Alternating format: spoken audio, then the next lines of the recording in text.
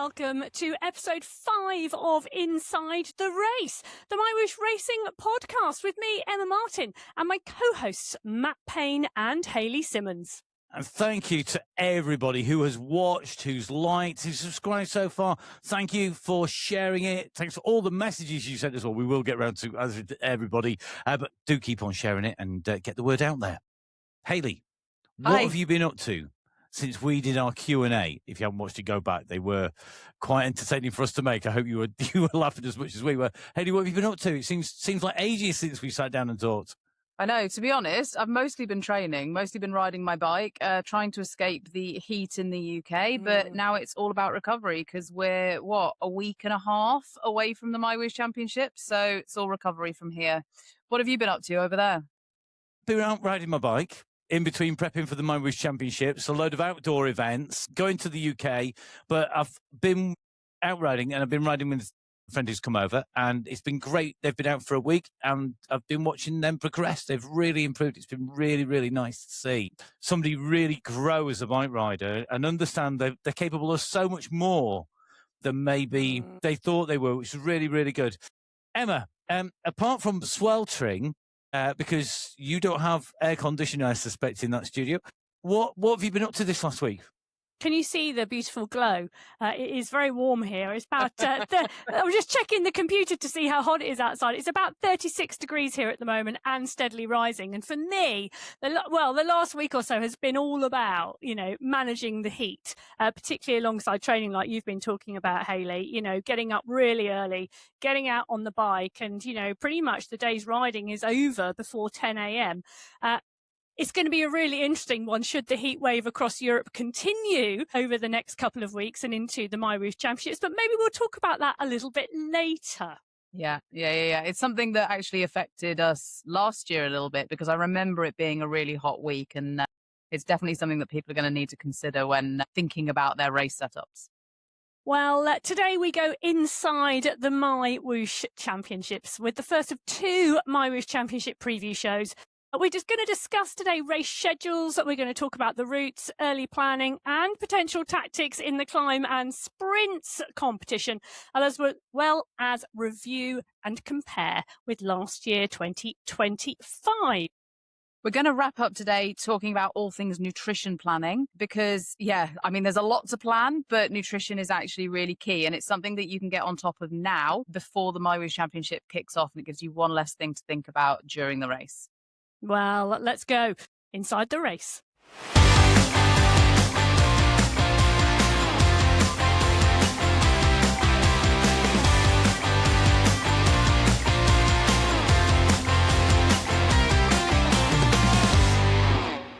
Well, let's indeed go inside the race. Let's dive in with an overview of what we've got coming up at the MyWhoosh Championships for 2026. It's a massive thing to put together. Well, it is 7 stages over 8 days, starting, of course, on the 7th of July. Hayley indicated it is coming and it is coming in fast. But this year, it's really interesting, slightly shorter than last year. So 315 kilometres for the women over those 7 stages, 436 kilometres for the men. But there is slightly more climbing. So there's a real jiggle around with what we saw last year and what we're going to see this year. There's also a jiggle around in terms of the climbing and the sprint competitions overall, as well as those routes. But Hayley, there's some fabulous new routes in there, but I know there's one in there that you are probably not going to like so much as a time trial specialist. Time trial is not flat this year. You went straight in there, Emma. Well, it wasn't flat last year. To be fair, it wasn't flat last year. We were in Australia last year for the time trial, and it was flat up until the last kind of 5 or 6 kilometres, and then it went up a climb. This year is not flat, but it's very differently distributed. We're in Montreal, which I've raced once, not going to lie, wasn't my favourite. I'm going to be doing some work on how to ride that as a time trial, because to be honest, riding it as a time trial is going to be really different to riding it as a group race, as a Sunday race club. But actually, it's interesting to talk about kind of climbing within the time trial, because actually, as an entire race, one thing that's always kind of interesting to look at is it's not just about total altitude meters over a stage or over a race, but it's how those meters are distributed. And that makes a lot of difference to how stages are raced and how a race progresses. And actually, to me, looking at the championships overall this year in comparison to last year, there's a lot more of what I personally would designate proper climbs. You know, like I know Matt's spoken before about, for a hill climb, he wants to see something that starts at 0, goes up to whatever altitude and is a climb, as opposed to something that's maybe flat with a bit of a bump at the end.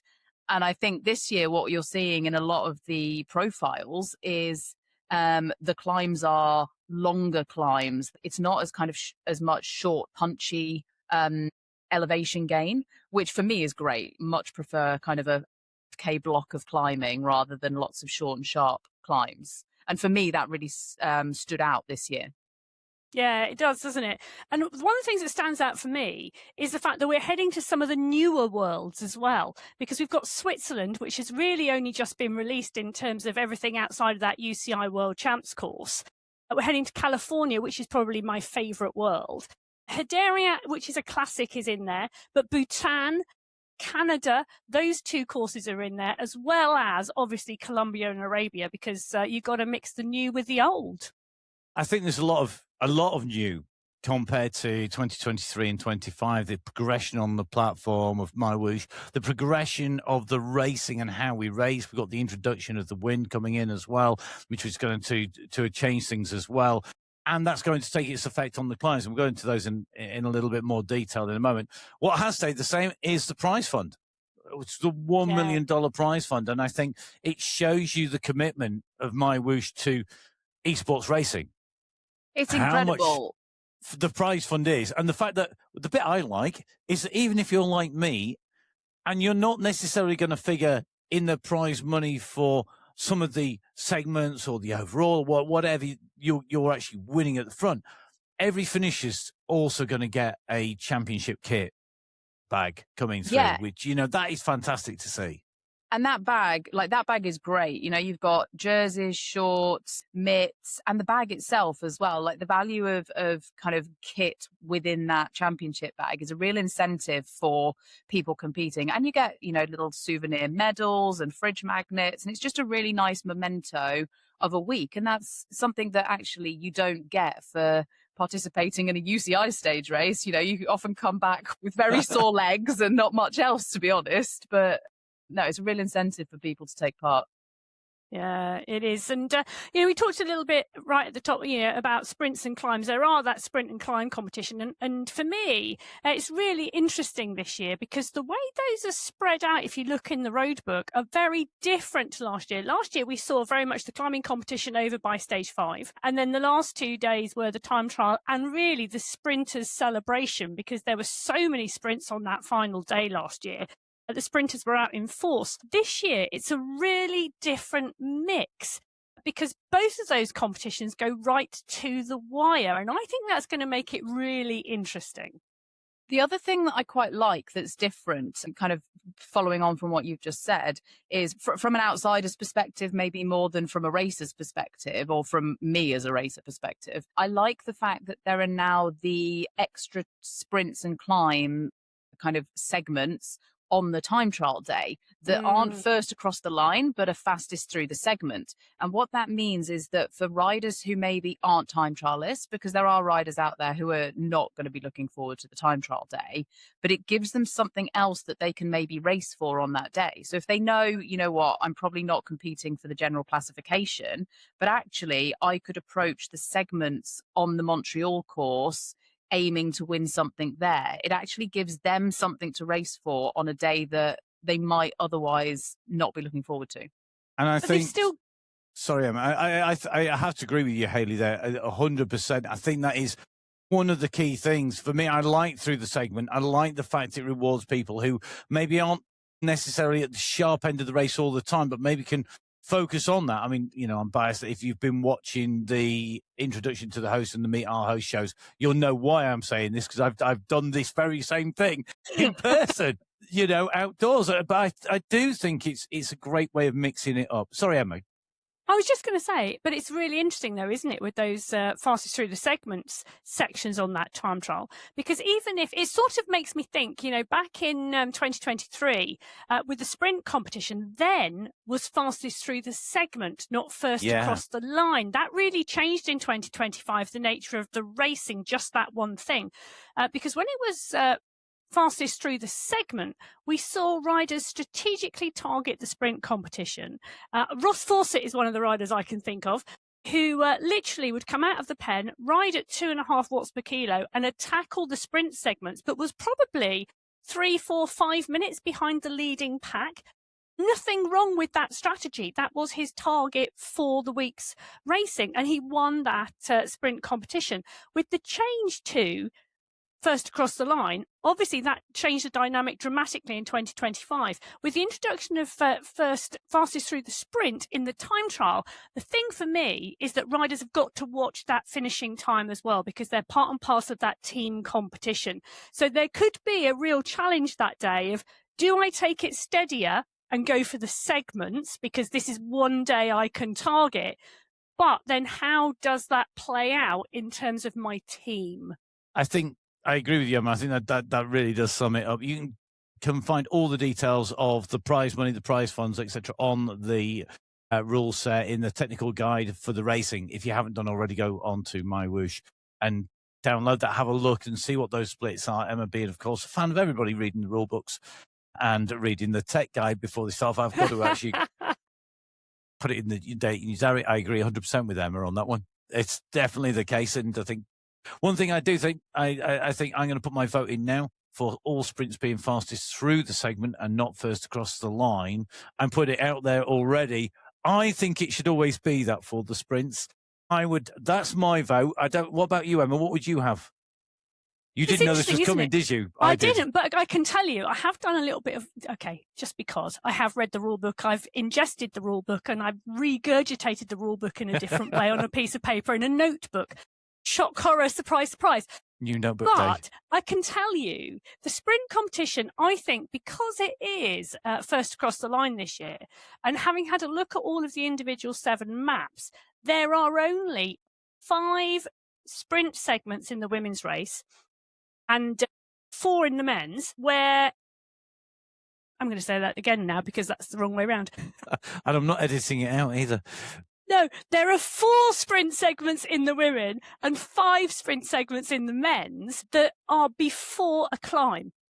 That is it. So actually, more than 3/4 of the sprint segments in the MyWhoosh Championships this year are post a segmented climb. So for me, that really does play around with it, because the pure sprinters have real challenges this year, because it is going to be the people who are targeting the overall, because they are going to get to those sprint segments first. We saw Michael Vink after stage 1 last year really have a light bulb moment that was what was going to happen, because he didn't take part in the sprints on stage 1. But all of a sudden, overnight, I think the penny dropped how the sprint competition was going to play out, and he went for everything. And then he won overall in category 1. He won the sprint competition. And he did, and that sprint competition as well. But that was a penny dropping moment, because all of a sudden you think the sprint competition, that's not for me. I'm targeting GC, because that's how it would normally play out on a road race outdoors. Doesn't play out that way on the MyWhoosh Championships. No. I think it's very specific, isn't it, Hayley? I think this is esports, and you have to approach it as esports.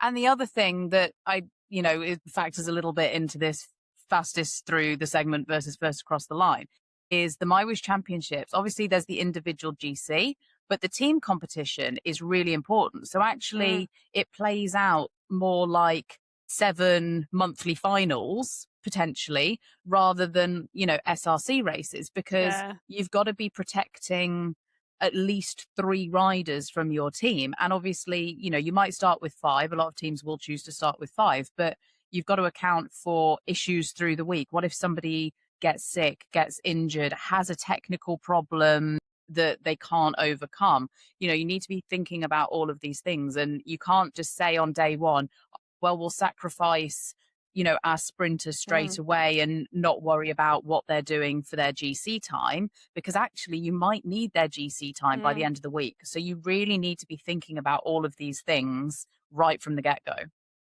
Yeah, there is the other thing. There's a big differential between the men's and the women's sprint competition this year, because the women's sprint competition, the first 3 days, there are 50 points available in that sprint competition. In the last 3 days, there are only 35. So it's very front loaded, the sprint competition in the women's race. In the men's race, it's not the same. It's pretty consistent across the stages. So 55 points on the first 3 days, 50 points on the second 3 days. So the women and men are going to have to be strategically different if they want that sprint title. We do see that, don't we? We see different tactics. We see that on the Sunday race clubs. We see that playing out in things like the GCC championships. We've seen it in the way that this is written. I think even though we've got very similar stages in lots of ways, they are subtly different. And the devil is in the detail here. If you're reading that tech guide and reading the guidebook, you know where those points are being allocated. It does make a big difference. We've talked about the sprints a lot here.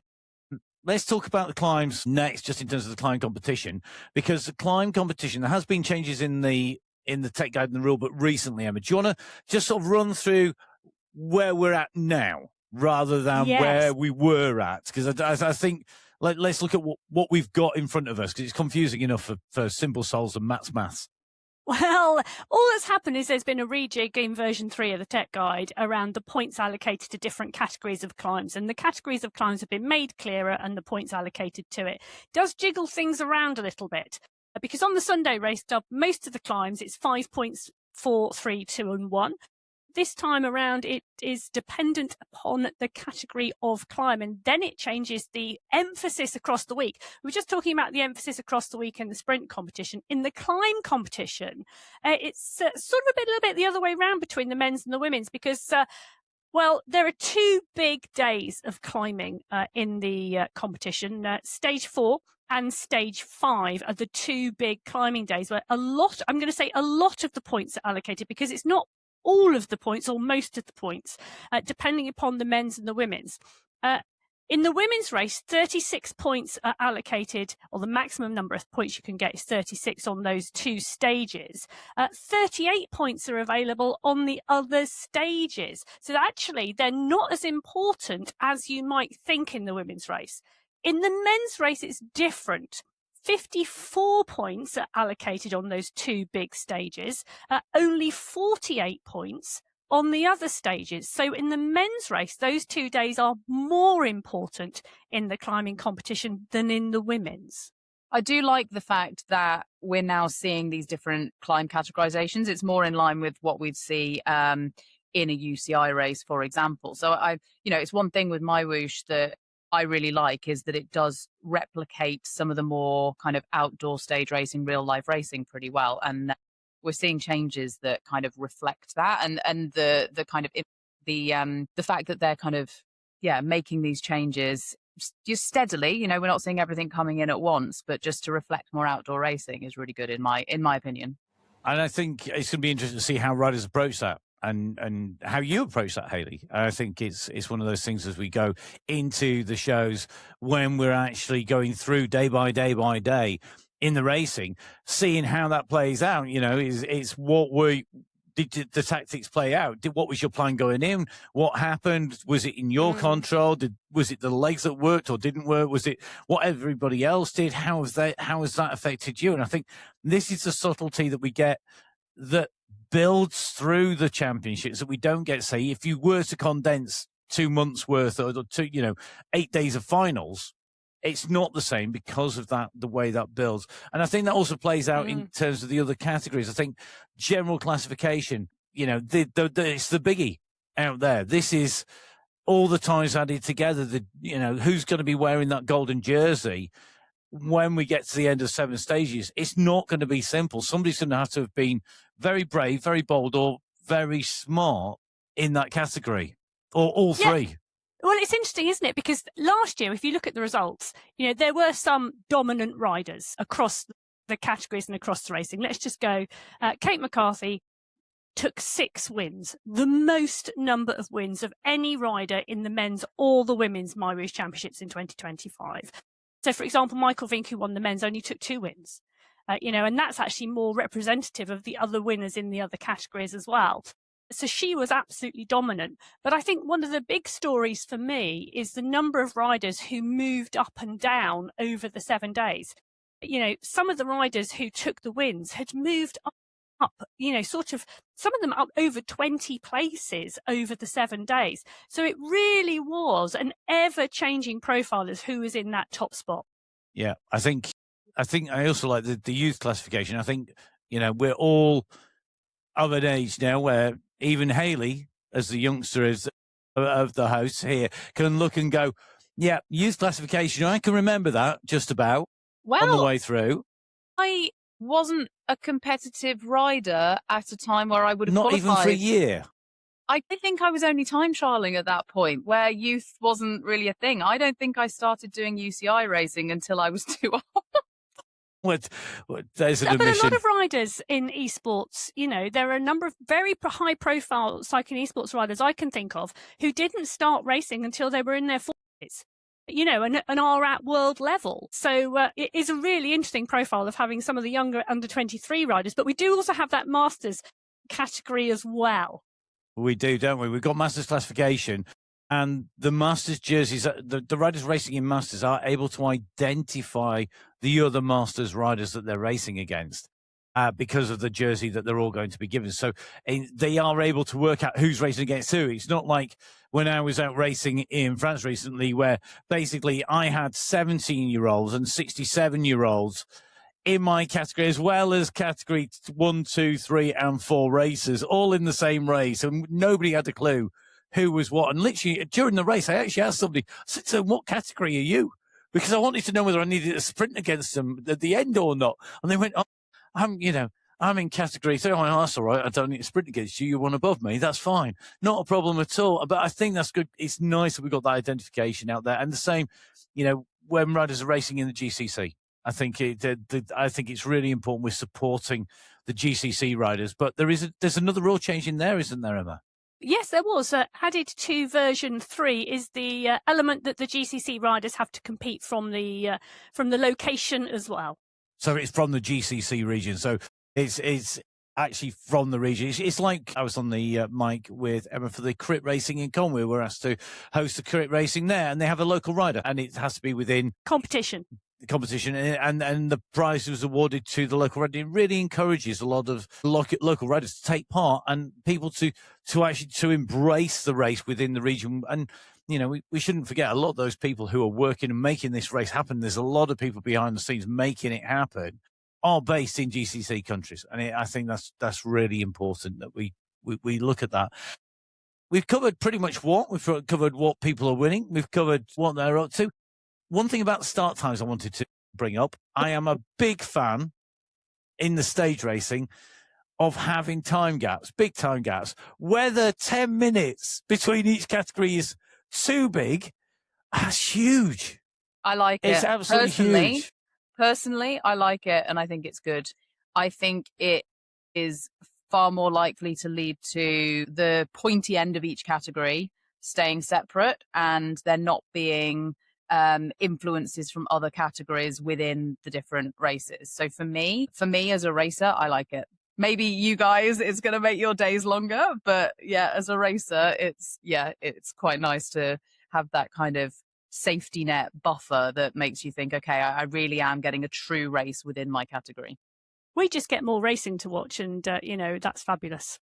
Yeah, in some ways, it does make it a bit longer from the commentary. And for the broadcast team behind, we are the cherry on top of the cake in terms of the broadcast that people see. We put words to the action, but the team behind the scenes who are building the shows and all the things that make that happen, they have an incredibly long day every day, as well as the teams behind the scenes who are doing all the categories and checking the verifications and all the rider interfacing as well. So yeah, I think it does make it a bit longer, but we all get rewarded by more racing to watch.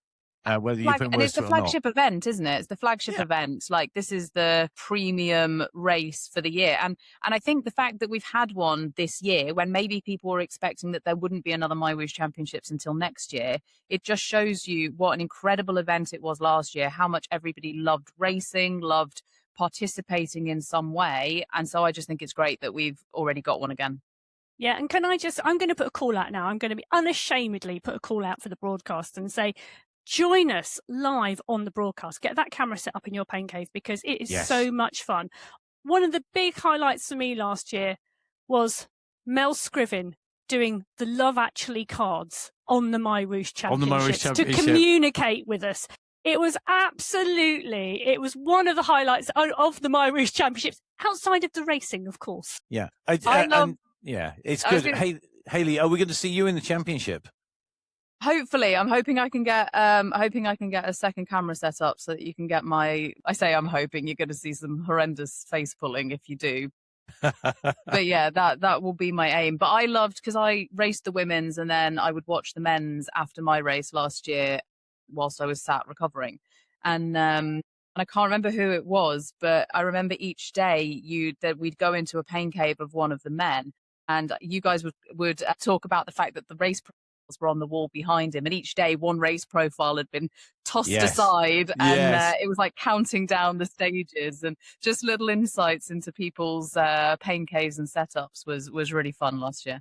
And I think also it reflects, it shows the effort and the commitment. And it shows the riders. Riders are the star of the show at the end of the day. They are the riders. They're the people who are putting in that effort to complete these stages, to get over the terrain, to make it across all those kilometers. And they're not just riding it, they're racing it. And that, for me, there's a fundamental difference between the two. You know, going out and riding this is very different to going out and racing this. And there are moments in everybody's race where it does turn into riding if you're not careful. And there's times when you're riding, it turns into racing. But this is a championship and people are riding, for $1 million prize fund. It's equal across the women's and men's. It's doing all the things we want it to do. And I think we should show those riders the way that, just as you say, Hayley and Emma, the insight into those riders, and we get to see some new faces as well. So yeah, I agree with Emma, that appeal. Please do join if you can. We really, really do appreciate that. So I think what we should do, because we need to know what's coming, to know what we need to fuel up for, let's take a whistle stop. In fact, it's going to be an Emma's whistle stop tour, because she has indeed ingested and is now regurgitating the rule book verbatim, apparently. So we'll see what she's like in terms of the overview, and then we'll take a little bit of a look through each of them. Let's start with our women first of all. Yes, the women's race, and I'm assuming we're going to go through the maps as well, Matt, because that first stage is fairly flat. But when you look at it, it's not quite as flat as you might think. It is that drop off of the start and then into that first climb. 3 sprints, 2 climbs. We did this route on the Sunday Race Club fairly recently. It's one of the newer routes on the new edition of Switzerland. So I think a number of people have been out there riding the new Swiss routes. But anybody who raced that Sunday Race Club will have had an idea about what this is going to be like. Stage 2. Yes, California, and look at that climb. The climbing competition really does start. But this is one of the ones I think that's quite interesting, because as you can see, those 3 sprint segments sandwiched between those 2 climbs. It's only it's a short climb to come out of the start pen into that categorized segment. But it's going to make a difference, isn't it, Hayley, to those sprinters? Yeah, absolutely, because people who want the climbing points will be accelerating up that climb. So the sprinters really need to make sure they're paying attention and staying in touch so that they can then contest those 3 sprints before the main climb later on. Yeah, that main climb, that long descent into the finish. Stage 3, well, it's interesting because Stage 3 in Hadariat says rolling route. It looks like a massive climb, but you've got to check the scale on that map because it isn't. It's very easy to get it wrong, isn't it? I looked at it and went, it's huge. And then went, no, it's not. It's not at all. From the same kind of thought process, those little bumps are harder than they look. Yeah. Those bumps, do not let them catch you out, because the first time I raced this route, they caught me out. Yes, it is. Do not lose your concentration on those short up and overs, because the pack is really easy to disappear from you. And if you are 4 seconds back as they go over the top, you're not with them at the bottom. Let's go on to our next stage, stage 4. Yeah, stage 4 is where the hills really come out and we head to Bhutan. And anybody who's ridden in Bhutan on MyWhoosh will know just how steep some of those climbs are. I love the Bhutan world, but they really, really are steep. For me, the trick it's beautiful. It's beautiful. I do as well. I'm just laughing at that. I'm just laughing at that. But look at it. It's just like, it's not just that there's big climbs. You've got how much red is in there. I know. And look where it is. It's right at the top. The wind. That's just mean. It's a tricky one because at the top of those climbs, you are into a headwind. You are quite right. But for me, that's not the tricky bit. The tricky bit for me on this stage 4 is that early sprint, because the sprinters in that sprint competition will want those points, particularly if they know they're not strong climbers and the rest of the stage isn't going to suit them. So this is going to be fast out of the pen, and the climbers are really going to have to pay attention. Let's go on to stage 5. Because Hayley's smiling already. Yeah, Hayley I know. is smiling. It just goes up and up and up, and some more. So I loved Japan last year. I loved Fuji, but there were smaller climbs before the main climb, and Fuji was really only the climax of the stage. This is just up the whole time. This is like diesel central, which is why I'm smiling. This is actually, can we have the time trial on this day, please? Well, there is the rest day coming up after stage 5, and then the 2 stages after the rest day. And this is the first stage after the rest day, stage 6, which, whilst looks like a Canadian rolling route, it's the individual time trial. This is going to be a challenge in terms of pacing, isn't it, Hayley? You can see the steam coming out of Hayley's ears just looking at the graphics. She's just got Hayley needs to do her homework on how to race this course, which I will be doing. But it's not a traditional time trial route. But I can't always have the courses the way I want them, so we'll just adapt. Can I ask a very quick question, Hayley? When you say you're going to go do some homework and actually work out how to race this, does that involve riding the route? And if it is, how many times?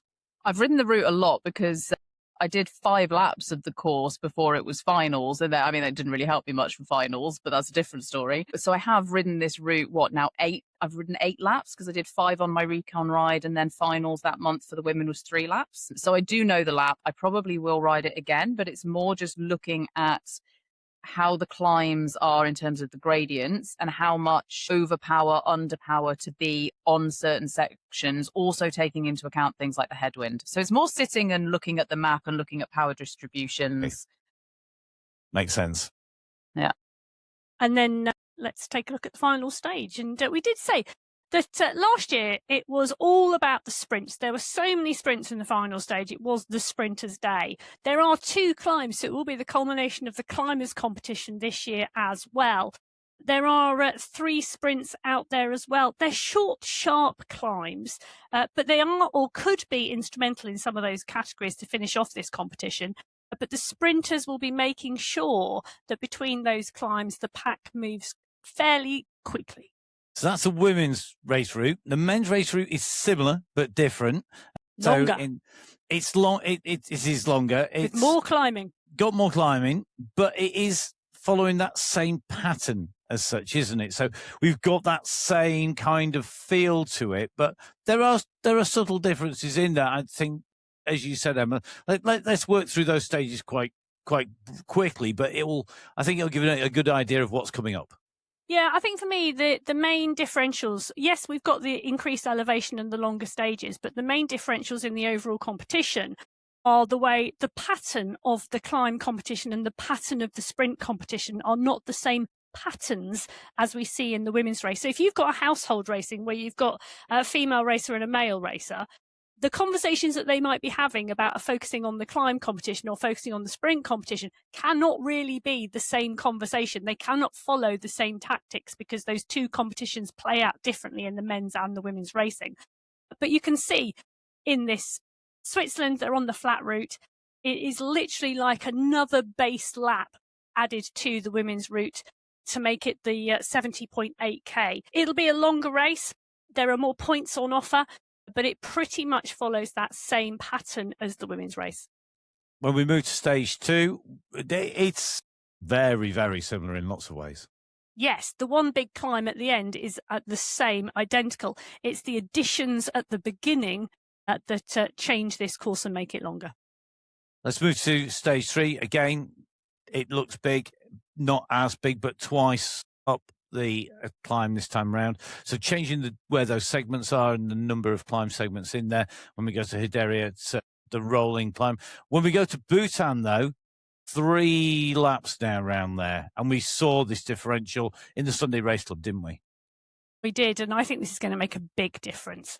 And also in that sprint competition, because 2 of those sprints are after those climbs. So I think, Hayley, that's going to make this very, very different in the men's race. Yeah, I agree. And I think you're right that it's not just about the change in length and elevation for the men versus the women. But I think although we do see on Sunday Race Club tactics playing out differently on the same courses, I think we're going to see that even more so in the MyWhoosh Championships. And you can't kind of watch the women's race in the morning and think, how did the women race this? Because I think the men are going to approach it very differently, because there will be certain people in those race fields going for the sprint jersey or the climbers jersey. And so they have to think about how to race each course with those targets in mind. And I think it means that the dynamics in the men's racing could be quite different. Let's move on to Hayley's favourite. The mountain route is basically even more up. It's the tactic for the actual stage itself, though, sure, very, very similar, because it is just an uphill race. Even though there's more of those climb segments, I think the overall race is going to dictate what happens. I mean, it looks a bit like an endurance climb, doesn't it? It almost looks like endurance climb, which, as we know from the Q&A, is what I chose as my favourite world, and Matt still can't get his head around that. It takes all sorts, that's all I'm saying.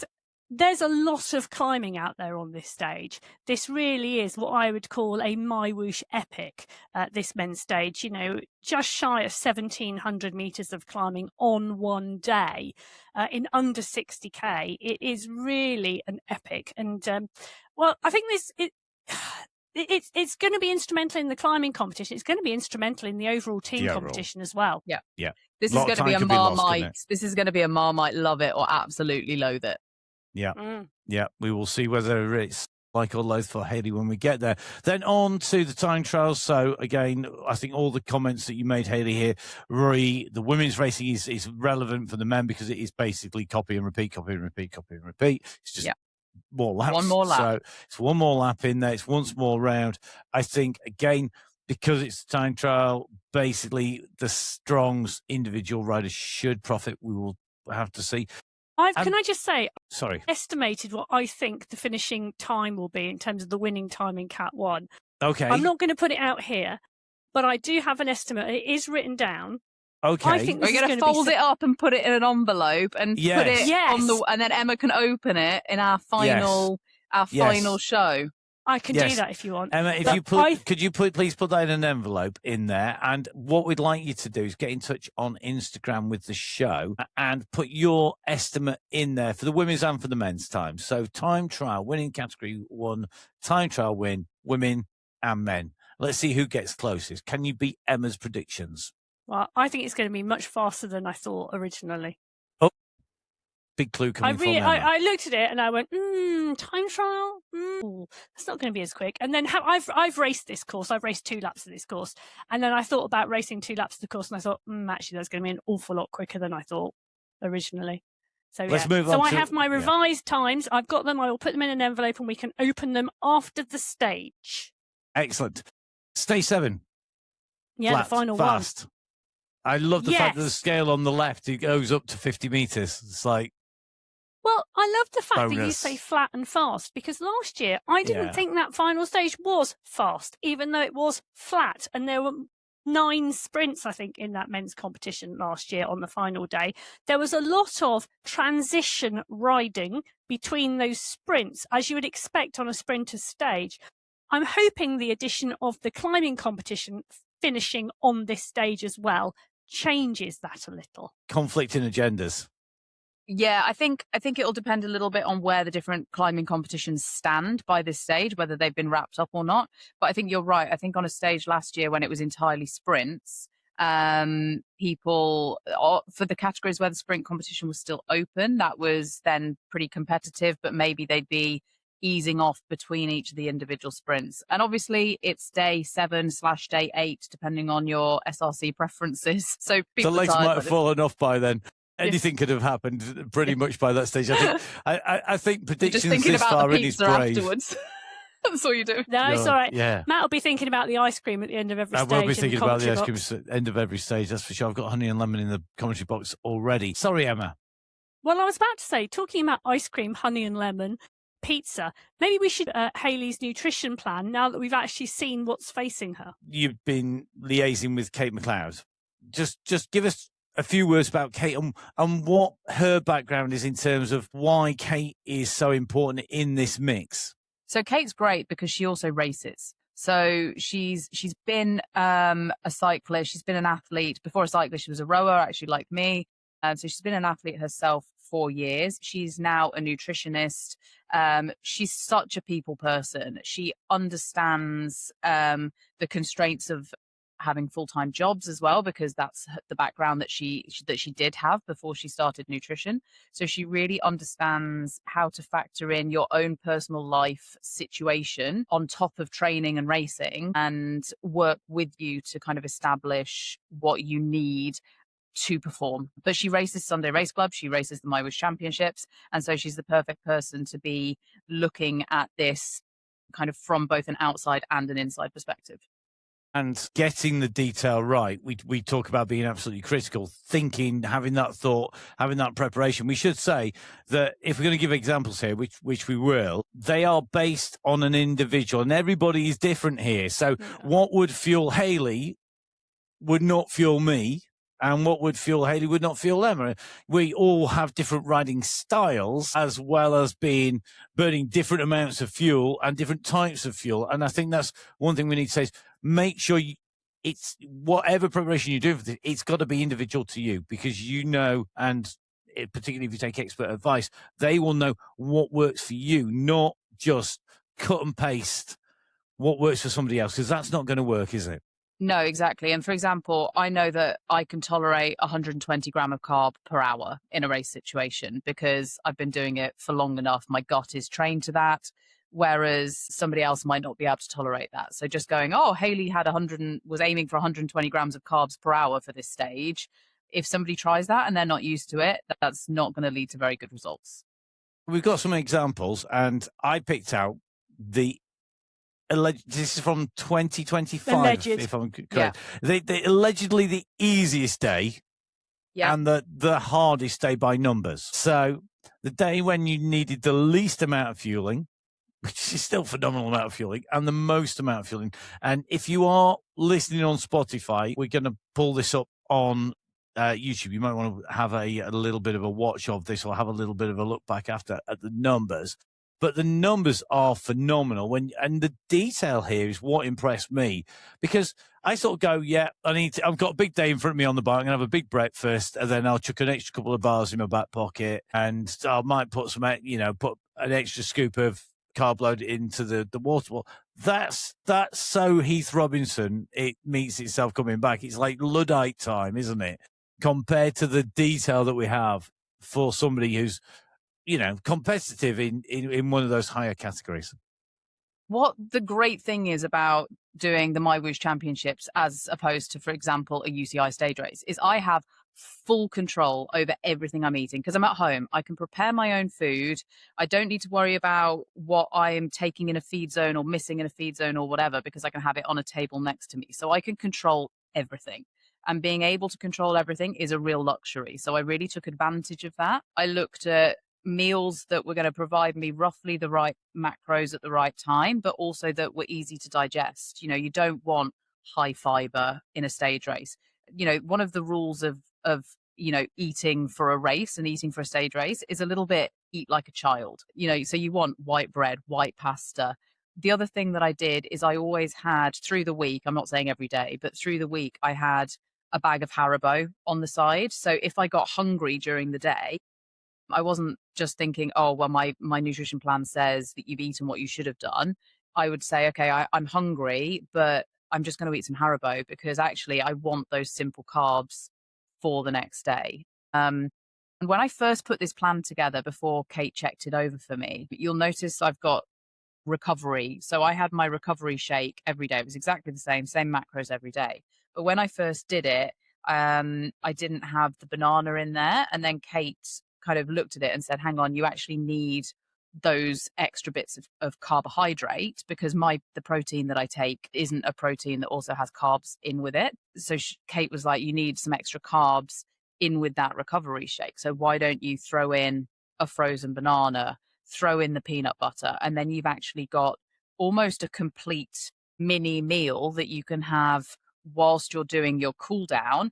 And then it doesn't become as crucial to have your lunch straight away. And you can reduce some of the macros within the lunch as well, because you've had that recovery shake that's got everything in it straight away. Then you can finish your cool down, get a shower, and then think about having your lunch. And it was really Kate's expertise and insights that kind of nailed down the finer details with this plan. And it's one of the really interesting things, isn't it? Sorry, Matt, just because it's like you're in that position where you get up, you have breakfast, you race. Some of our riders and racers, let's say, for example, in Australia or New Zealand, have had the full day before they're going to get on the bike and race the MyWhoosh Champs. I mean, in New Zealand, the men's races are going to start, at 10:30, 11 o'clock at night. Very different, topping and tail the 24 hours. It's a really different proposition, and actually it makes what you're doing afterwards different as well. So for me, a 10 a.m. start time in the UK is really nice, and then the rest of the day I can kind of think about how my calories are distributed and how my recovery is distributed. If you're in New Zealand, you really need to think about what you're eating before so that it kind of sits nicely in your stomach and you can digest it, what's good to race on, but then also getting that recovery, because what you're going to want to do is get off the bike and probably get to bed as quickly as possible. But you can't neglect fueling for the next day. You can't neglect taking in adequate recovery, but taking in the type of recovery that's going to enable you to sleep. Because if you have a massive heavy meal, that's going to impact your sleep, impact your recovery. So that's when someone like Kate and her expertise are crucial, because she will have seen this. She'll have dealt with it. She works with athletes, from North America to Europe. I don't know whether she's got lots that are kind of in, an Asian or an Australasian time zone, but her expertise will be crucial in terms of planning how calories are distributed through the day to get the best out of yourself, and also for recovery. Well, she is going to join us on some of the later shows as we move into the cycle after the MyWhoosh Championships. It's going to be great to hear from her regularly as well. Definitely. And I think one of the key things for me to remember is this is a stage race. Underfueling is just a recipe for disaster here. It's very difficult to overfuel, and it's very easy to underfuel when you come to the racing. And if in doubt, you want to be overfueled, not underfueled, because you're doing an incredible ride. Yeah, you and know an incredible what? race. You know what? Something that Kate has said actually in the last few days on her social media is, a lot of people are focused on their weight for this championships. Actually, you're going to be way worse off trying to lose 1 extra kilo or 2 extra kilos and sacrificing your energy levels. That's going to be far more detrimental to your performance, particularly over a stage race, rather than saying, you know what, I'm happy with where my weight is, and I'm just going to make sure that I'm fully fueled, my glycogen is topped up, and that I am ready to perform. And that's going to be far more impactful on your stage race performance than being 1 kilo lighter. Yeah, I loved that post. I really did. Yeah. 100%. I think we're all agreed on that. Don't forget, you can get in touch with Kate. All the details are on here. They'll also be in the show notes as well.